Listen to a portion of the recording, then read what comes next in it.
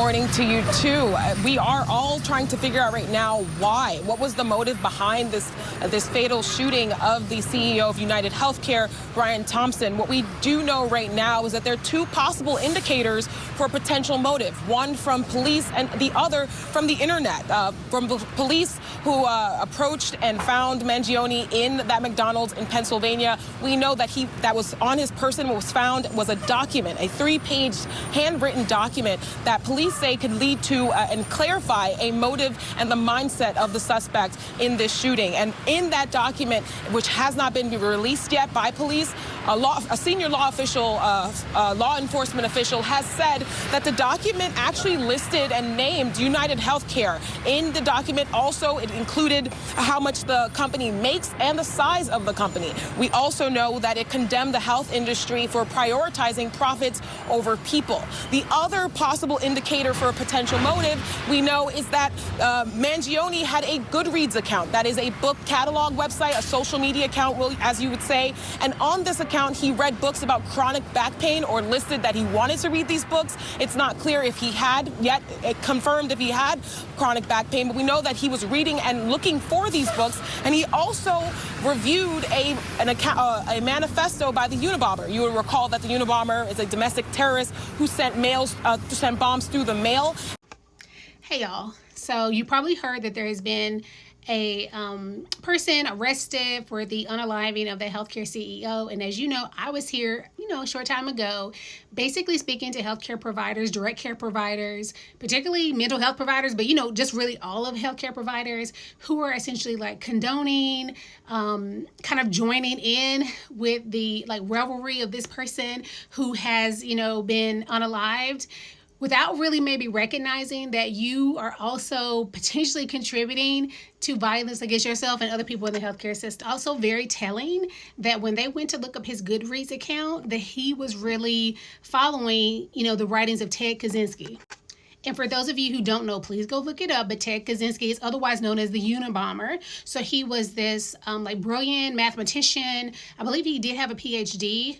And he, over, I think it was a couple of decades, had bombed all these, these people. And it took them forever to find him. And essentially they end up identifying him based on a manifesto he wrote. And his brother and sister-in-law actually read that manifesto and were able to, recognize that it was his writing. But I just want to show y'all this to make my point real quick, because the thing that people don't realize is when you mix in people who may have some type of mental health concern, and then they also develop these, thoughts, beliefs, conspiracies about being against the systems, whether it's capitalism, religion, healthcare, that you don't realize that for some people who are even listening to this right now, it is motivating some people to take an action. Okay, so he had, gender confusion, it says he was dealing with, so he went to go see a psychiatrist. I'm going to read to you what happened. So he arranged to meet with a psychiatrist, but he changed his mind in the waiting room and discussed other things instead, without disclosing his original reason for making the appointment.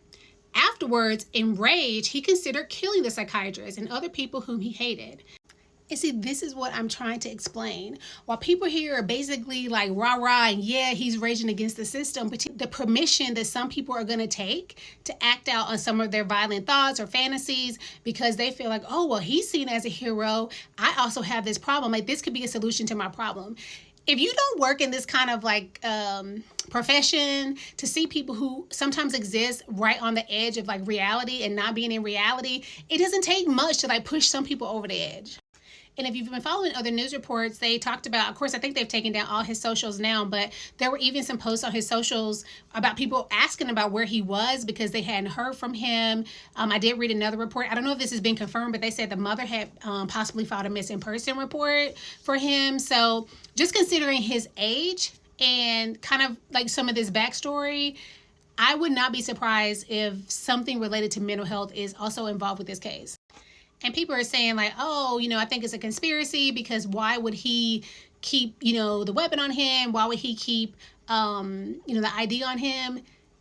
See, y'all not putting it together, okay? When you are thinking straight, when you are a true criminal mastermind, you might think of that, right? If you, for say, believe you're on a special mission from God, from society, that you have a special place, that you're here to do some kind of special action, that you really are a hero. In your mind, if you don't know what people are capable of when they exist in a space that really might be on the edge of being a reality and not. And again, I'm not putting any diagnosis on him. I'm just making an observation of the behaviors kind of based on my clinical experience and, and the information that we know so far. But my basic point is this. Just like in what I read for y'all from Ted Kaczynski, he went to see the psychiatrist one time. It's not like he had a long-term relationship. And even just from that one visit, he had a thought of harming that doctor. So in all of this rhetoric that's happening right now, if you work in healthcare and you're like, oh yes, let's rage against the machine, don't think that the machine won't be raised against you too.